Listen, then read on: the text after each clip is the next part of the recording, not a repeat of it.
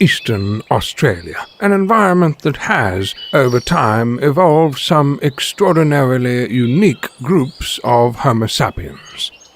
But today, we observe a small tribe akin to a group of meerkats that gather together atop a small mound to watch, question, and discuss the current events of their city, their country, and their world at large.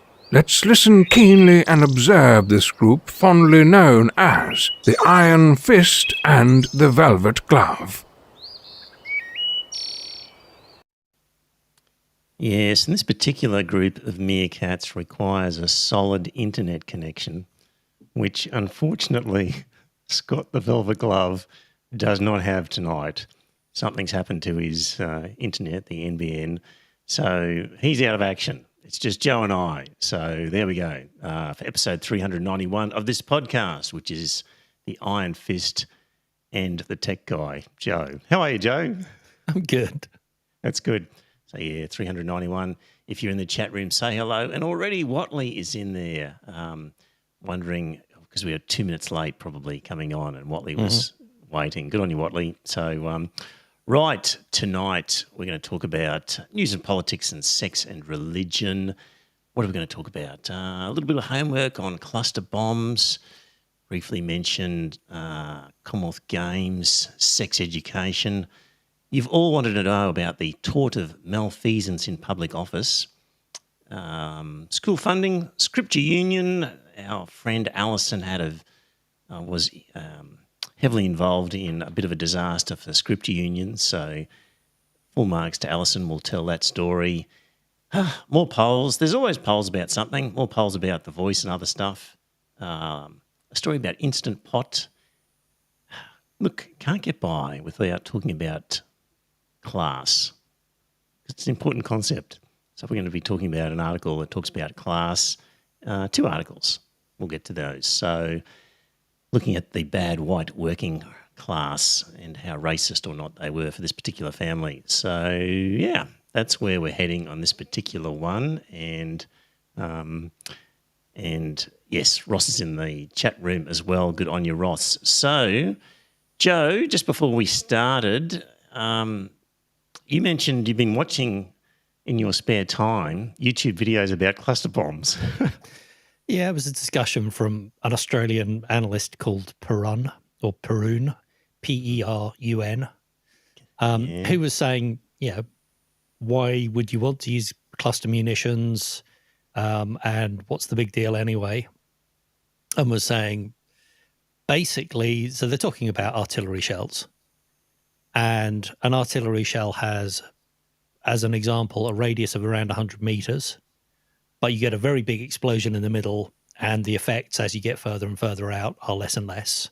And the idea with a cluster munition is rather than one big explosion in the middle, you split it out into 20 or 50 smaller explosions that are spread across that same space.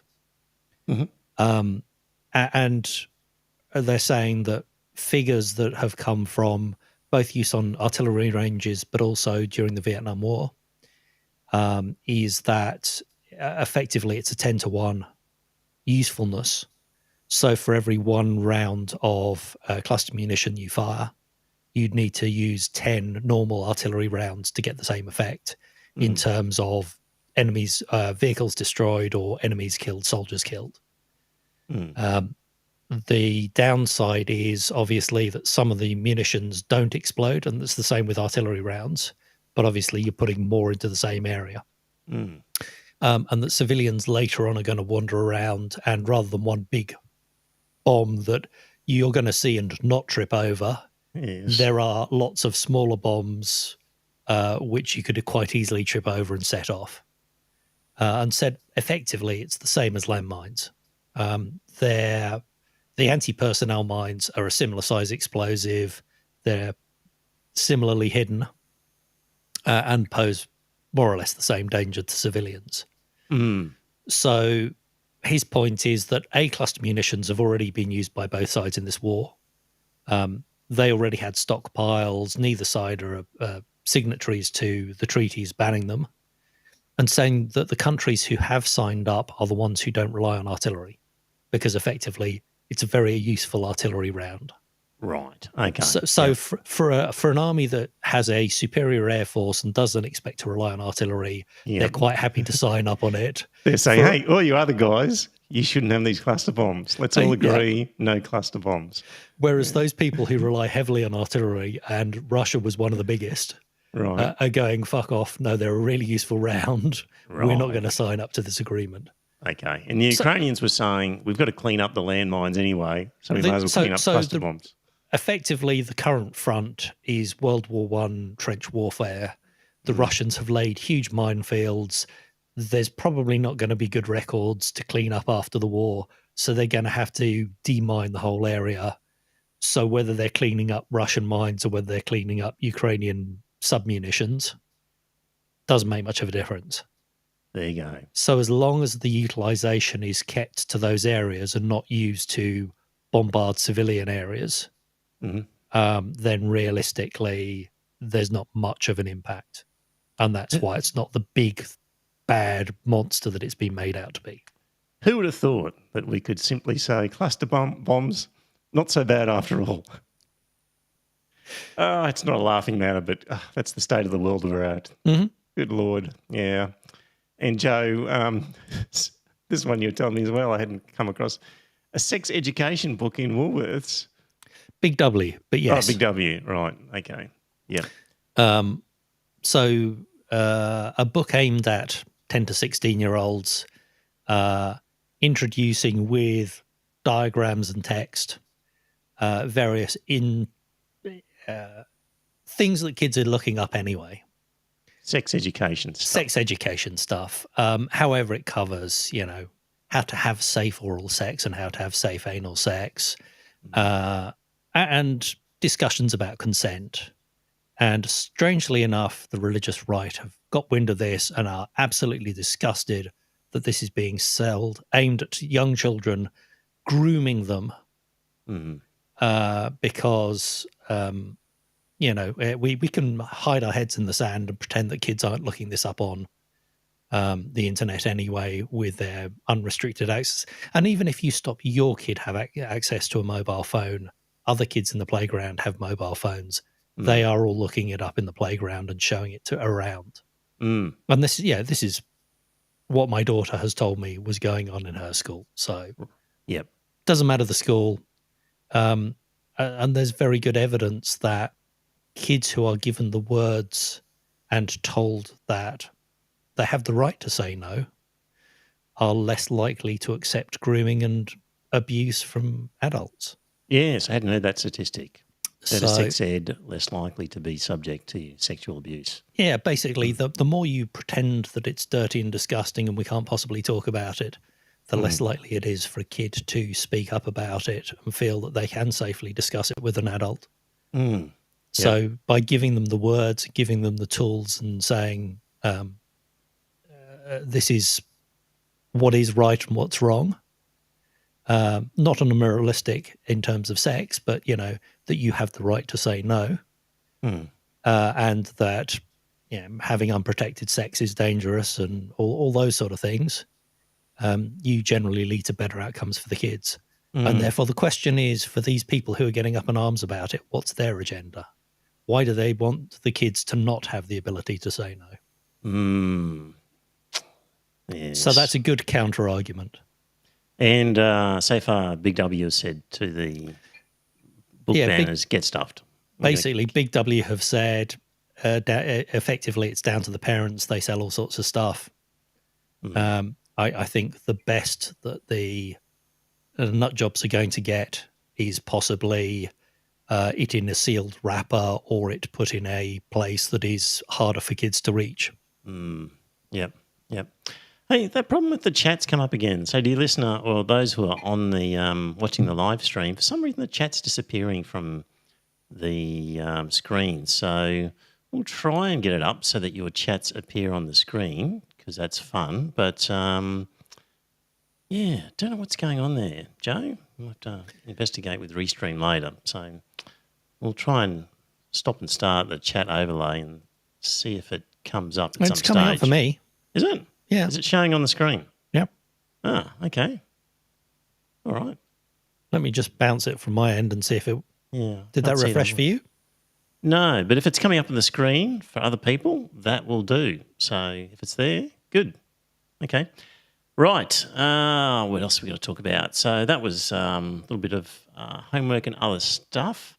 And Joe, it seems to change when I change the window, when I minimise the window so I can bring my Word document up. But anyway, maybe it's just all at my end. So That's what she said. yeah. Right.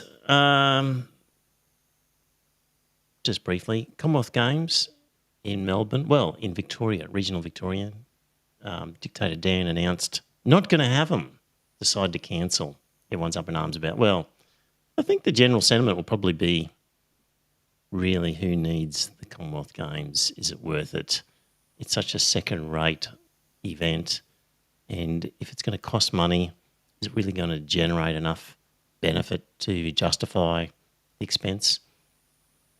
In these tough times, I think people will probably be on board with that decision. So anyway, Dictator Dan doing what he thinks and actually, I was going to say doing something, but he's actually not doing something. But he's sort of making a decision at least. I thought it was an excuse to fund sporting infrastructure. Yeah. So I think he's decided to still fund some sporting infrastructure, and that would just be cheaper than running a Commonwealth Games. Yeah. That seems to be the line he's running.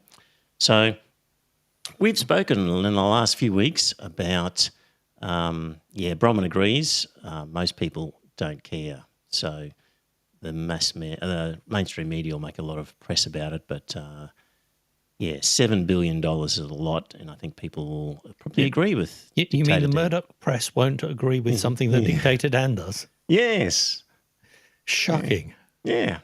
It's almost like if the Murdoch press agrees with you on something, you really have to double check. It's a bad idea, almost certainly. That's why I'm so reticent on this whole voice thing to get my argument out there, because I think these guys I actually agree, but my reasons are different. My reasons are completely different. Get to the same result, but yeah, I'm fully aware of that, dear listener. But yes, I am on the side of same side of some crazy people, and it is disconcerting. So anyway, all right. Bill Shorten was talking about, he's quoted here from Bill Shorten, but talking about robo-debt. What's his background? Bill Shorten? Yeah. What do you mean, Bill Shorten? Is he a lawyer? Could be. He's probably been so long in the union movement. He probably did a law degree and then worked in a union. And I'm just curious that he knows about this. Yeah. Well, all of the listeners to this podcast will know about it shortly, Joe, so it'll be common knowledge. But he says, I don't know why coalition ministers, with that sort of very, very damning analysis by the Royal Commission, why they think when the Commissioner says there's the tort of malfeasance in public office, why they think that victims, won't sue them individually. So she must have mentioned it in her report, actually. Yeah. Yeah, so I wasn't aware of the tort of malfeasance or misfeasance in public office, but generally speaking, it's damages for loss inflicted by public officials guilty of conscious maladministration, so abuse of power by public officers who either knew they were breaking the law or recklessly decided not to care that this might be so. And that would seem to cover some of the players in the robo-debt scenario. And, I keep thinking about what is going to make people accountable in future. And I was thinking, well, public servants will look and they'll see what's happened to this Catherine Campbell woman and say, okay, I don't want to be in that position. I've got to write the email that says we can't do this. Cover your ass, yeah. Yes, I have to write the cover your ass email, even though I've been instructed not to write cover your ass emails. There might well be a Royal Commission in 3 years' time and I need that email. So that's one thing. But, this tort of malfeasance in public office, if you are doing something purportedly in discharge of your public duty, you cause loss to people, you're doing it maliciously, or with disregard to the legality, recklessly, then, yeah, can be sued. So Morrison apparently has been approved for legal aid for ongoing. Yeah, because he hasn't got any money of his own. Yeah.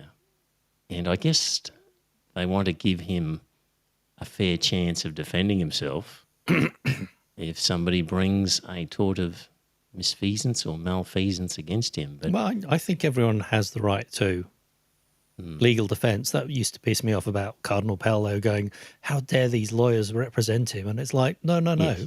It's give him the best defence he can have, and then when he's found guilty, we can say he had the best defence possible. I think There's that no might excuses. I think that might be the theory here with the different players is give them a good legal defence. But that will be fascinating, Joe, if there's there'd be a bunch of sort of ambulance chasing lawyers out there. Look, I'm surprised that who are the usual group of the class actions? Yeah, I don't want to name them, but they're out there. Yeah, So exactly. You would think that they would be approaching these people and saying, hey, let's give this a crack. But especially those that have lost relatives. Yes. So that would be really interesting if we start seeing that. Yeah, I don't know whether you could get manslaughter out of that. No, I don't think you could. But it seems a good chance of the tort of misfeasance. Oh, yeah, absolutely. Yeah. So, yeah. Bronman says in the chat room, as a junior public servant many years back, I was always told to ensure that there was a cover your ass memo on the file. No public servant should carry risk for ministers.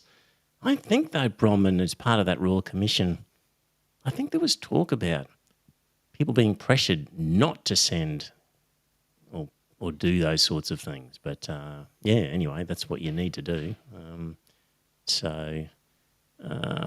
Ross says, I saw rumours in the media that Morrison was intending to address Parliament about it soon. No way would he address Parliament in a meaningful way. Can you see him apologising for it? He would just deny blatantly that he'd done anything wrong. Or pass the buck. Yeah. Morrison has never addressed anything in his life. He's always scooted around it. He might talk in Parliament and scoot around the topic and beef up his own position somehow, but who'd listen to him anyway? Noisy Andrew says, a young friend of mine had first-hand experience of robo-debt. She'd got herself a handy job by then, so just paid up. Yeah. Yeah, well, I wonder whether you can sue for getting your money back. I'm sure they could. Absolutely. Yeah. So, yeah. I find it weird. My brother's ex-girlfriend was Catherine Campbell. So every time I see that name pop up. There you go. Yeah. Ross says, of course, he'll drop Catherine Campbell in it for sure. That's what he'll do in his speech, is he'll drop her in it. And Bronwyn says, yes, that's right, Trevor. The public service is a lot more politicised these days and people appease ministers because they are rightly worried about their job security. That's the world we're in. So anyway, if something's going to change behaviour, I reckon this tort of malfeasance or misfeasance in public office could be one that could do it. Of course, these players would all expect the government to cover them if there is a finding against them. But governments don't have to. No. So wouldn't that be great to see an award against some of these characters and have to pay for it personally? Yeah. There was a by-election. Although, having said that, the civil service is paralysed by indecision as it is. Can you imagine the indecision if they had financial liability for every decision they make? Well, maybe you just take care to do it legally.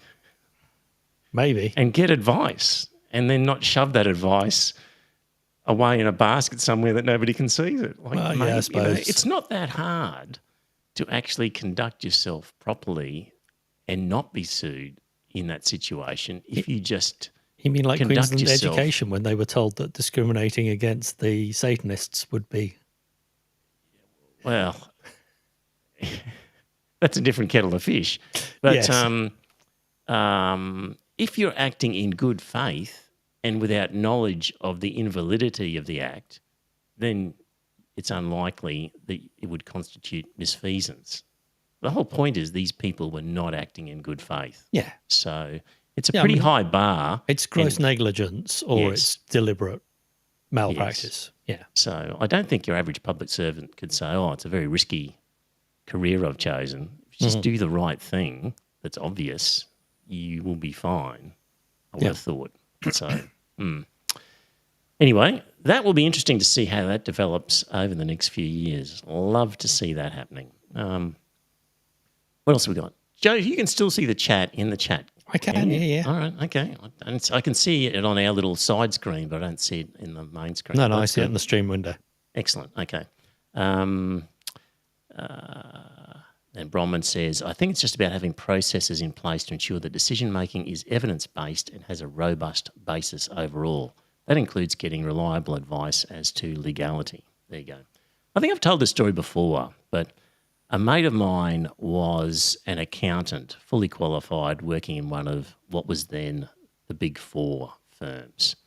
And he wasn't at partner level, but he was like an associate. And then he decided to become a lawyer, and he did the bar exams and then worked as an articled clerk in a law office, and of course ended up in the tax section of some law office, and ended up they were writing some advice, and the partner in charge was saying one thing, and my friend Philip was saying, I disagree. I don't think that's right. And the partner said, well, you know, I know what I'm doing here. This is what I'm saying the advice is. And Philip said, okay, but I'm just going to write a memo in the file that said my opinion was this, and I told you this was my opinion. And apparently that was enough that this partner then reconsidered and the advice was changed. So that's the sort of thing that can go on if the system's working correctly. Yeah. Pretty ballsy move. Like most article clerks wouldn't have been ballsy enough, but he had enough experience that he could do that. I've told colleagues in the past that a verbal agreement is worth the paper it's written on. And that if you get a verbal agreement, you send an email afterwards saying, just confirming in our discussion that you said this. Exactly. Yeah, exactly. There you go. Young people out there, cover your ass. Cover your ass memo email. That's what you need. Right. There was a by-election on the Gold Coast because Stuart Robert resigned, and so the seat of Fadden, and it returned an LNP candidate who received a positive swing of 4.3%. So you would think, Joe, after all of the robo-debt publicity, what's going on that an electorate will provide a swing in favour of the LNP of 4.3%? It's people who want to punish poor people. Because they're doing nicely, thank you very much. Yeah. You have to look at the demographics. This is LNP heartland on the Gold Coast here. So yeah, positive swing. They retained it. The other part of this was that there was no Clive Palmer candidate who had previously had 6% of the vote. So there was 6% of the previous vote that had to go somewhere. And guess what? 4.3% went to the LNP guy. So is this federal or? Yeah, this is this is the Stuart Roberts by-election. Because Mr. Potato Head tried to stand for one of the Gold Coast safe seats. He did, and they didn't have him. Yes. And he came. He slunk back to here, and they re-elected him. That's right. Christ knows why. Yeah. So I think that explains the swing. Is just that there wasn't a Clive Palmer candidate, and that 6%. Well, for Clive Palmer, weren't going to vote Labor or Greens, were they? So, so Labor really had a minor swing against them. Let me just see. I can't see it in my... just the Labor vote fell by 0.25%. The one that really fell was the Greens. So they fell from 11% to just over 6%. But according to this article, for right-wing retiree heartland, which is what this seat was, that's not going to worry the Greens too much. I think they would take that as a badge of honour, actually. If they were the Greens, they would go, okay, in this particular electorate, if we get a swing against us like that, that's probably a good sign based on... Ross is saying it went to the hemp party. Ah, okay. Did he? A swing against Greens and went to hemp party. Okay. Okay, there we go. He also says dodgy people rely on bullying good people into not speaking up. It happens everywhere. Who'd have thought that the geriatrics were potheads? Yes. Yes. Who would have thought? So, anyway, Gold Coast is a strange place, dear listener. It is strange. I love Coolangatta where we are. I don't consider full of Mexicans. I don't consider Coolangatta the Gold Coast. It's more... Northern New South Wales? It's more of a village, yes. Exactly. The rest of the Gold Coast is weird. I've told this story before, but I'll tell it again. In that, again, when I was an article clerk, as a lawyer, you would have undertakings with other lawyers where you would say by letter, if you send me this bank check for this amount, I undertake that I will send you this title deed for this property, for example. And a solicitor's undertaking is considered a very serious promise. And if you don't comply with it, you can take them to the Law Society and have all sorts of censures against somebody. So a sort of a promise, a solicitor's undertaking, using the word undertaking, was considered very serious. And word is their bond. Yes. And I remember my boss at the time, who was right-wing Tony, I had some deal, some transaction, and I said, we're going to be doing a mutual undertaking, blah, blah. He said, that's fine. Hang on a minute. It's not with a Gold Coast law firm, is it? And I said, no, it's not. He said, that's okay. Just never accept an undertaking from a Gold Coast law firm because they're cowboys down there. Like, it's just a strange place in that regard. Well, the Queensland police chief who was found guilty ended up down there, didn't he? Terry Lewis. Yeah. Right. Yeah, probably. Yeah. The bag man. All that. Yeah, probably. Was he the bag man? No, he was just the bag collector. There was another guy who was the bag man. I can't remember. For my time. Yeah. Actually, there's a good podcast with Chris Masters, who was the investigative journalist behind the Four Corners report, The Moonlight State. And he was behind a number of different inquiries that led to royal commissions. And he was also the guy behind the one with this SAS soldier. What's his name? He's just been found. Oh, yeah. He's lost the defamation trial and he's appealing. Okay. Yeah. So he's involved in a number of big cases. Really good journalist. Anyway, Late Night Live, interview with Chris Masters, old school journalist. Sadly, not many like him left. You know that the Moonlight State is still up on the ABC website? Not surprised. Should be. Yeah, should be. Should be required watching in schools. Yes. Certainly up here. Yep. School funding. There was an article in The Guardian because they had done some right to information requests about school funding. And turns out, dear listener, it's not good for our state school system. So, compared to private schools. Funding to private schools has increased almost twice as much as funding to public schools in the decade since the Gonski Review. So Gonski did a review and said, we should really come up with a figure that it costs to educate per student, and we should take into account factors that make it more expensive to educate certain kids.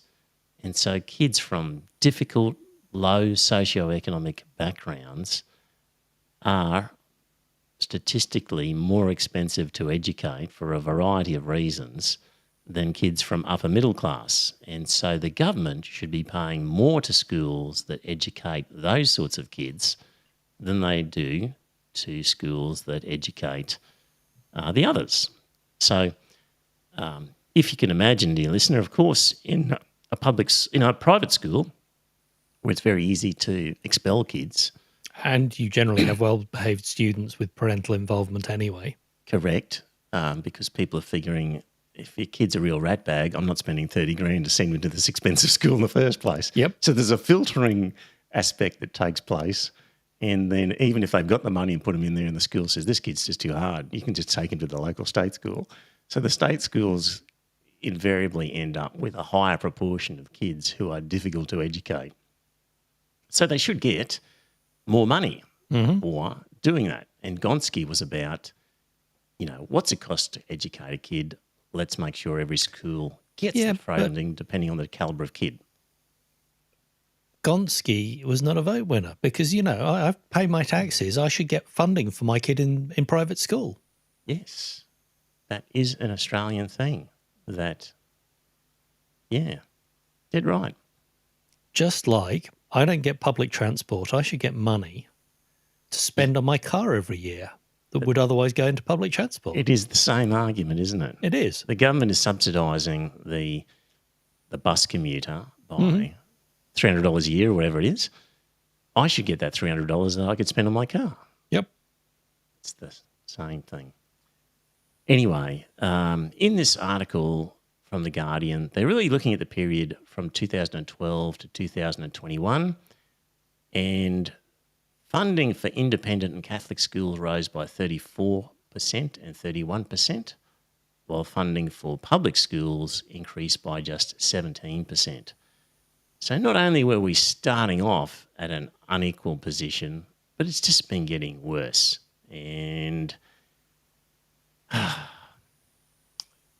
But who made the promise that the private schools would be no worse off under Gonski? Gillard made a promise to pacify them and did that. And, there's just been a reluctance to lose votes to the private school because it's 40% of the population. Yes. Yeah. So, look, increasingly though, particularly in this current environment, must be a lot of people who are second guessing sending their kids to a private school. Surely. And when things are tough. So You pull your kids out. I would think the future for private schools is going to be bleaker and bleaker because people just cannot afford it, I wouldn't have thought. And culturally, why you would send your kid to a private single-sex school, particularly boys, and have them mixing with a bunch of upper-class nitwits, do you really want your boys inculcated in that culture? Really? Goodness sake. Yes, because, the old boys network. Yeah, total rubbish. Complete rubbish, Furphy. I don't know. I got a job on the strength of it. Yeah, how old are you? Oh, yeah. And it was when I was 17. Yeah, back in the day, maybe, but not now. Unless you're a stockbroker, and how many people get jobs as a stockbroker? So they look at their grades now. Okay. So that was just an article in there talking about the widening gap and, private schools and the funding of it. It's Australia's version of gun control, isn't it? It's just a crazy system that we have here. And people get so tribal about their school and they love their school, and there is something to it where they'd be really cranky with the government that pulled the funding, that made it tough on their old school. Are there that many? I don't know. I think it's another one of these public services that shouldn't be outsourced and that we should be resuming them. We should be going, what's the school worth? How much money have we given you to upgrade the school facilities? We'll take that off. And how much of that land was given to you for free? And there you go, here's some money back. Or just stop the subsidy and they won't be able to continue as a business. And They'll they'll buy it as a actually... failing business. Correct. Yeah, but then they'll sue you for investor state protection. Yeah. They'll sell all the private schools will move to Singapore and then sue you under an investor state. That's about the only thing they could do, Joe. You're right.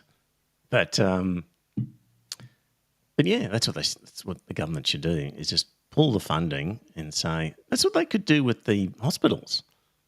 Is simply say, we're just not going to provide this funding. We're going to whack up a big building over here and we're not going to provide funding to you, and you're going to collapse and we'll pick up the scraps later on. It'll never happen, but that's a theory anyway. Look, what's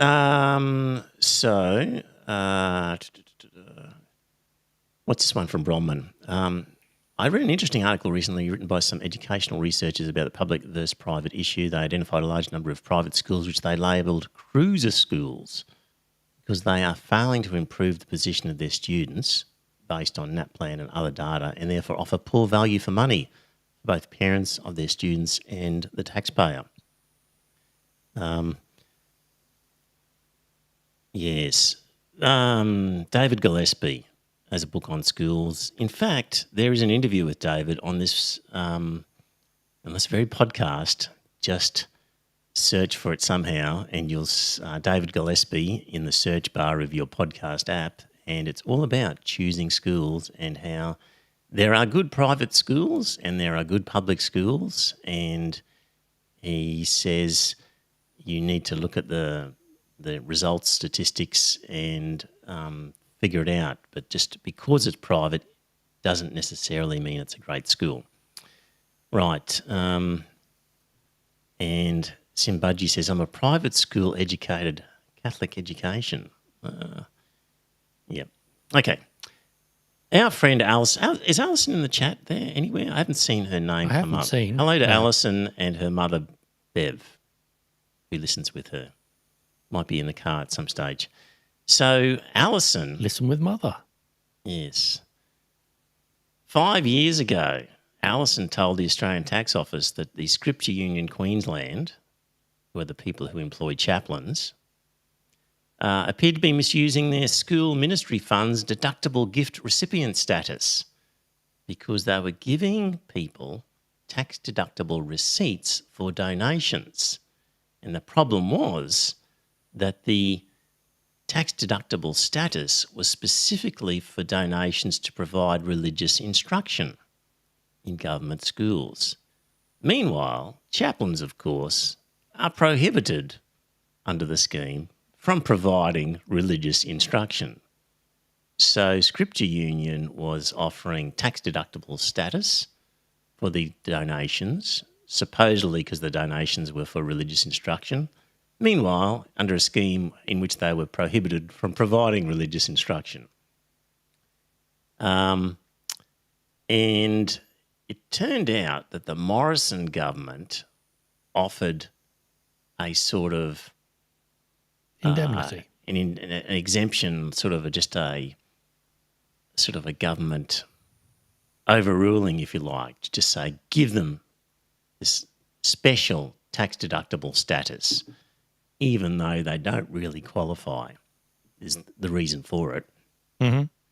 And fortunately, one of the few good things that the Labor federal government has done on a very short list when it comes to secularism is they refused to extend that special arrangement. And so Scripture Union are back to being subject to the laws that everybody else is subject to. Gifts are no longer tax deductible, and Scripture Union is crying poor that they won't be able to offer the same number of chaplains that they used to. Cry me a river, Joe. Sure, I've got a very tiny violin somewhere that I could play. Great work again, Alison. Somewhere, someday, they'll erect a statue for you, Alison. One of Queensland and Australia's best secular activists, for sure. So, yeah, there you go. It's only taken 5 years. Alison's in it. She plays the long game. There we go. Fantastic stuff. And there's a lovely article in the Guardian by Paul Karp explaining all that. So that was great work for Alison. Great result. And another small victory for secularism. Hasn't been a lot of them, but that's one. We'll take what we can get. Right. It wouldn't be a podcast episode, Joe, without a poll about The Voice. No. Yeah. Last time we were talking about a news poll, and news poll was quite different to what we'd previously been looking at, which was essential poll. And news poll was really giving quite a negative prognosis for the Voice referendum. Now there is an essential poll out. And I think, Joe, what's happened is essential before didn't offer a don't know or unsure option, which they've decided to put in now. So overall, according to the essential, it's 47 yes, 43 no, and 10% unsure. So I'm pretty sure that's a drop from where they were before, because it seemed to be a lot close. It was in the 60s before. Mm-hmm. So yeah, that's the current essential poll. Although it does say brackets, if unsure, which way are you currently leaning towards? Well, on this graph, it's just got 10% unsure. Yeah. I don't know. Yeah, you're right. I don't know what that means. Anyway, still not looking good for The Voice. In terms of states, they show Queensland as a clear no, but no clear no's in the other states, but lots of don't knows and unsures. And even New South Wales they have as 45 yes, 44 no, with 11% unsure. So under news poll, New South Wales was a clear yes, but under essential, not so clear. Was that? And males, of course, more likely to say no compared to females. Young people more likely to say yes. So news was going shock, horror, now more women than men, or is it women were also more likely to say no? They were touting something about women saying no, voting no. Well, under this essential poll, females 49% yes, 40% no. Males 47% no, 44% yes. There we go.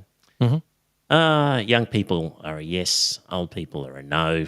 Shock, horror. And Labor and Greens voters are yes, coalition voters are no, minor parties and independents, big no's. Yeah. I suspect we make up the 18%. Which 18% was that, Joe? Green no voters. Oh, the Green no voters. Yes, indeed. Indeed. That's us.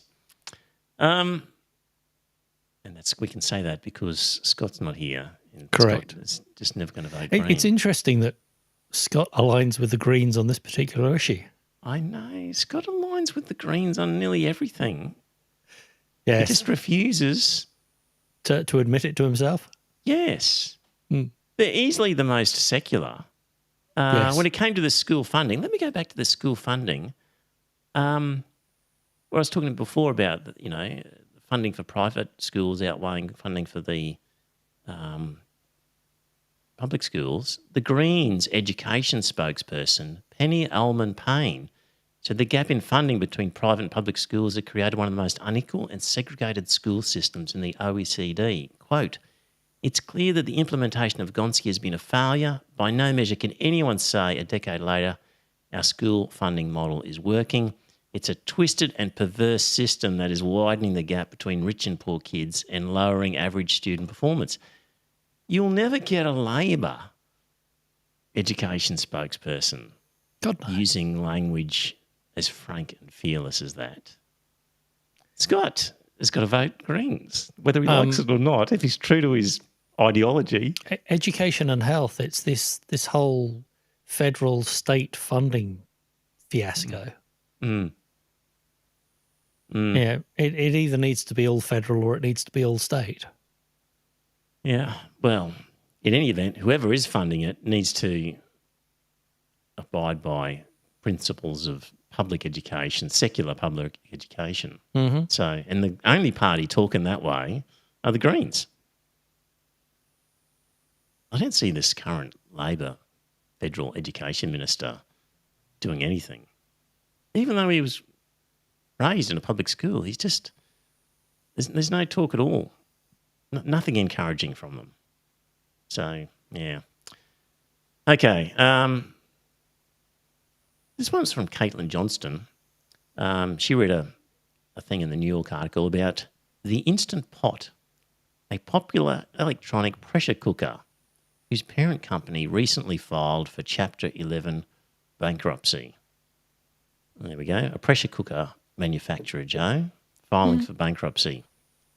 Why would that be? Your first thoughts might be they must be making a dodgy pressure cooker. No. The sous vide groups talk about the Instant Pot, and it has a dedicated following. It's kind of like what's the Magimix that cooks and does the Thermomix thing? The Thermomix is very much like a Thermomix, except it's a tenth of the price. There you go. Yeah. Are you a sous vide guy, are you? Yeah. Oh. So you've got the thing with the thermometer that turns a thing on and off, okay? And what are you slow cooking in your sous vide? Steaks generally, but also chicken is incredibly tender. And scrambled eggs are really, really nice. Okay. That's why you can get chicken breast that is still moist if you cook it in a sous vide as opposed to how it normally wants to dry out. Yes. I don't have one. It's just another gadget I don't have room for, but I can understand that you'd have one. Pretty good, Joe. Yeah. Okay, so, Instant Pot. What doomed the Instant Pot? How could something that was so beloved sputter? Is the arc of kitchen goods long but bends towards obsolescence? Business schools may someday make a case study of one of Instant Pot's vulnerabilities, namely that it was simply too well made. Once you slap down your $90 for the Instant Pot Duo 7-in-1, you were set for life. It didn't break, it didn't wear out, and the company hasn't introduced major innovations that make you want to level up. As a customer, you were one and done, which might make you a happy customer, but is hell on profit and growth performance metrics. Making a quality product that lasts a long time instead of quickly going obsolete or turning into landfill will actually drive you into bankruptcy. Yeah. Sad. So much these days, when I grew up, you'd repair things with a soldering iron. And now it's just not cost effective to crack open the seal because the goods are so cheap and labour is expensive. A lot of things don't make sense, Joe. I was in a Coles supermarket the other day and a packet of salt and vinegar kettle chips was, Joe, is that a 135 gram pack? It's a 165 gram pack. It would have cost, if it wasn't on special, $6 something. It was on special. Coles. Okay. Normal price is $6 something. I looked at that and was like, there's no way I'm buying that. I'm just a humble podcaster. Can't afford it. But we also needed a new frying pan. 3 aisles down, get this fantastic Teflon-coated large frying pan for $15. Yeah. And I'm just going, this just doesn't add up. Where this measly bag of chips is nearly $6.50. I'm getting an entire frying pan for $15. It's like when you see milk is like 3 litres for a bit over $3. Yeah. And then, 650 grams of water is $3. Life's not fair, Joe, when it comes to pricing. We've got friends who are a dairy farmer, and you remember they were doing the whole litre for $1. they were saying effectively it was bleeding the farmers down in Eastern Victoria. They were really suffering under that because they were just not making any money. Yeah, I think they were losing. And the problem is the supermarkets are effective monopolies. Yeah, because who else are you going to sell to? And so when the supermarkets say, we're selling your product at this price, take it or leave it. Yep. And that's why when they were looking at inflation in Australia, a lot of our industry, there's few players involved. And so, yeah. We Coles need and Dick Woolworths Smith and a bit of back Aldi. again. Yeah, yep. So too many oligopolies. But anyway, that's an interesting one. Instant Pot, if you're making a product that's just too good, then it's not a recipe for success. So Planned obsolescence. I take it you know about, just trying to remember the name of it, the light bulb cartel. And it sounds like a conspiracy theory. This is an interesting story. Back in the 1920s or 30s, a group of light bulb manufacturers, the lifespans of light bulbs have been increasing and increasing. And they decided that actually this was not good for profits. And so they got together and made an agreement that none of them were going to create a light bulb that lasted more than 1,000 hours. And in fact, if they did, they had to pay a fine to the cartel for every additional hour. Obviously, this was in secret because this surely breached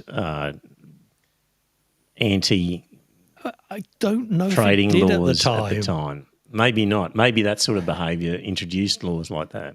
But certainly there is actual proof of collusion between manufacturers to set and control a price with planned obsolescence. And in fact, there's an electronics guy who I follow was talking about LED light bulbs and saying that there are some that are sold, I think in Dubai or one of the UAE. And effectively they run the light bulbs at half the power that they're sold elsewhere. Right. And that gives you a 10 times lifespan. Okay. So when he gets his light bulbs, he pulls them apart, changes a bit of the electronics inside, and derates them and runs them at about half power. And he says they just last forever. They deliberately run them hot. Oh, okay. Yep. So they burn out. Right. Well, no, it makes them more cheaper to buy, but of course they burn out much more quickly. There you go. Nothing would surprise me. Let's finish with a little bit of race and class discussion, just to finish things off with. This was an article by Shannon Burns in Meanjin. It's an old article, but it's all sort of in preparation for the massive Indigenous voice podcast, now anticipated to be 8.5 hours long when I get to it. But actually, I'm reading an interesting book at the moment, Race, Monogamy and Other Lies They Told You, Busting Myths About Human Nature by Augustine Fuentes. I might have that one. Right. Is that because I mentioned it to you, or you just came across that one? Anyway? It would have been around monogamy. I have grabbed various. That's upside down. Yeah, that's doing a mirror image or something, isn't it? Yeah. Right. So anyway, it's interesting because it's talking about culture and what is culture and how race is a myth, but culture isn't, and culture is real for people in it, but human behaviour is a combination of genetics and culture, but it's not just genetics plus culture. There's a real intertwining and intermixing and interrelationship that's quite complicated. And I think it goes a long way to trying to think about Indigenous issues is trying to think about culture. It is, after all, just an ideology, like religion. How dare you say that? So, reading that, anyway, just on this article, got a few stories in it. We'll finish off with this one. He says, I spent much of my childhood in northwestern suburb of Adelaide that was for decades predominantly white and working class. In the 1980s, the new influx of migrants and refugees from Vietnam, Cambodia and China settled there in large numbers. Mansfield Park also boasted an extensive collection of public housing, which ensured that underemployed Anglo-Australians, like my parents, were well represented. So that paints a good picture. White working class, new Asian migrants, Adelaide. It was here that I became ashamed of my family's racist attitudes. My father and stepmother used racist language privately, but got along well with our neighbours, all of whom were Vietnamese or Chinese. They referred to these as the good ones, while unknown ones were not to be trusted.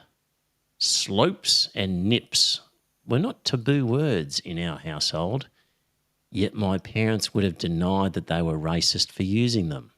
To their minds, the language you employed did not define you. I suspect the shame I felt about my parents' racism sprang mostly from experience.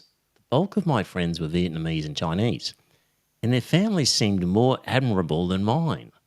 My attitude was therefore a product of intimacy and experience rather than abstract notions of morality or equality. I had an opportunity as a child that my parents, who had grown up poor among working class whites, never had. I also had the chance to see myself through migrant eyes, and what I saw was often confronting. Poor whites were scorned by more than a few of the Chinese and Vietnamese migrants I came to know, especially the hardworking, self-sacrificing parents who were deeply invested in their children's education and upward mobility. They made it clear that I was not the kind of friend they wanted for their sons. Heard that one before, Joe? Hardworking Asians going, don't want you hanging around that lower class white scum. They're not the people for you. Oh, I can believe that. I can believe it as well. Why not? At the time, I was ashamed of my parents' warped hostilities, but after migrating into middle-class lifestyle, I've become less judgmental. Here I've discovered that, unlike my parents, very little is imposed on me. He's speaking here as a middle-class person now. We are never confronted by aggressive people as we go about our daily business, and we enjoy a prevailing sense of safety and certainty. For precariously employed, unskilled labourers, the prospect of competing against a recent migrant for a job is inevitable, while for middle-class people, it's only a remote possibility. In short, as sort of the middle class that he has now entered into, our empathy and values are largely untested. He goes on, I might skip that bit.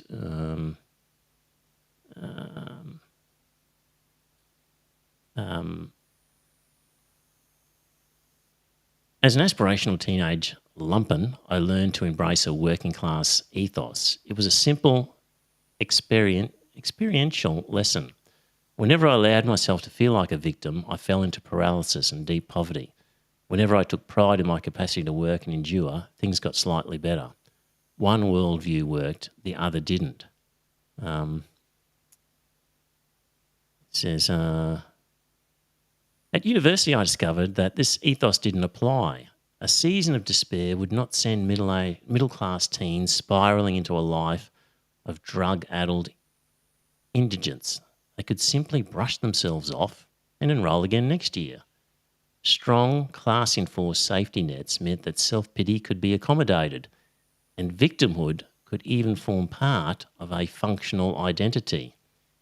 This is a part I found interesting coming up. Indeed, the willingness to expose your wounds is another sign of privilege. Those for whom injury has a use value will display their injuries. Those for whom woundedness is a survival risk won't. As a consequence, middle-class grievances now drown out lower-class pain. This is why the wounded lower classes come to embrace conservative discourses that ridicule middle-class anguish. Those who cannot afford to see themselves as disadvantaged are instinctively repulsed by those who harp on about disadvantage. It's true enough. I was in a men's group with an Islander guy, and we were all talking about our woes. And he said, I just don't come from a place where men could express their feelings. Right. Yep. I'd be torn to shreds if I was to say any of this. Yes. And it wasn't that they didn't have any problems, just that they weren't allowed to show any form of weakness. Yes. Or they and the would fact be, that you could not celebrate. Well, some people almost do celebrate. Some people do celebrate. But certainly harp on about your disadvantage is a sign of privilege to some, is kind of what the argument is here to some extent. Absolutely. If you're really, really suffering and you're underprivileged, you can't talk about it. You can't show that weakness. You're actually in a privileged position if you can Yeah, share you're your struggling. vulnerabilities. Interesting. Goes on about a section on speech here, which, why not? We've got a few minutes. This will be the last thing. The rules of speech are habitually negotiated in the working class world in ways that many of my middle class friends would find shocking. The factories I worked in typically employed at least a couple of rough speakers who would use cunt in the way that the rest of us use mate. They were upbraided whenever they swore within the hearing of customers, but that was the extent of the surveillance. It was also understood that if they performed their job well and behaved decently, their rough manners would not count against them. How is it that middle-class progressives are unwilling or unable to make similar adjustments? In the working class context in particular, it's what you physically do, what you make, the observable physical impression that counts. That is the native language, the one they are fluent in and the one they trust. And that language often conflicts with working class speech or attitudes. And he tells a story. I was working in a recycling centre for some years. One of my workmates was a kid called Ricky. I regarded him as a low-life brute, and he regarded me as a rule-following sissy. We were both right. Every week, an elderly Chinese man brought his bottles and cans to us. He couldn't speak English, which tends to frustrate racists, and Ricky was duly irritated. One morning, the man, who had difficulty walking, accidentally put his car into gear while he was half out the door and still tangled in his seatbelt. His legs went sideways and dragged onto the ground as the car took off, and he struggled hopelessly to pull them in or to reach the brakes or to loosen the seatbelt to escape. The car was only a few feet away from me, but all I managed was an incoherent shout and an uncertain jog as it picked up speed and headed for the main road. Ricky dashed past me, jumped into the man's lap, grabbed the steering wheel, quickly found the brakes. He then helped the man out of the car, checked he was uninjured, and knelt with his arm around him as he cried and shook on the ground. When the man was calm enough to stand, Ricky pulled him to his feet, told him to take care, then walked away muttering, "Fucking Asian drivers." It wasn't a perfect performance, but it got the job done. He says here, my parents were racist in private speech, but not in action. Did that make them secret racists who hid their racism from the wider world? Or were they non-racists who played with racist speech? Or a bit of both? Who can possibly say? My worry is that by conflating racist or offensive speech or attitudes with racist or offensive actions or activism, we push people like my parents and Ricky over to the wrong side of the political fence. Anyway, I thought that was a good story, some good ideas to bear in mind. Yeah, I mean, I have always come from a culture where you do play with these ideas. You tell the shocking jokes, not because you truly believe the underlying concepts, but because the underlying concepts are so shocking. That's what makes the joke. That the idea behind it is so sickening and so depraved that, oh my God, you can't say that sort of thing. Mm. And I had a boss who came in, he'd come from the sales team, and he went, it's so different working here because somebody walks through the door and you say, no, fuck off, but you'll help them. Whereas the sales team will promise you the world and deliver nothing. Yeah. Good example, Joe. Yeah. You think that's Australian? You said your sales manager came from somewhere else and that was a surprise to him? Well, this was actually in Jersey, but... Right. Where was he from? He was Dutch. Okay. But he was saying our sales team were very much about the outward image, but didn't follow through. They didn't care. Yes. Whereas we actually cared about the customer experience, but we put on this outward uncaring face that if you didn't know and you took seriously, the best answer is to start with a no and work to a yes because people feel happy. Whereas if you go, certainly, what can I help you with? Oh, no, I can't do that. People feel let down. Yes. Yeah. Might be something tied in with the Australian thing where people, the more friendly and matey you are with somebody, the more abusive you'll be of them. And Americans will find that quite shocking.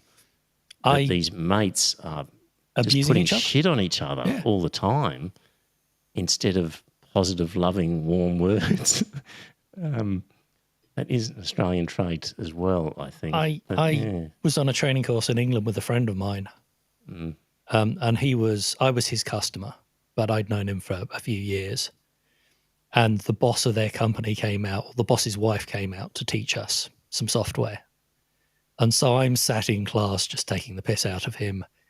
He couldn't really respond because I was the customer and therefore, but she said, stop it, you two. I don't want to have to send you outside for fighting. And I just look at her going, what is she smoking?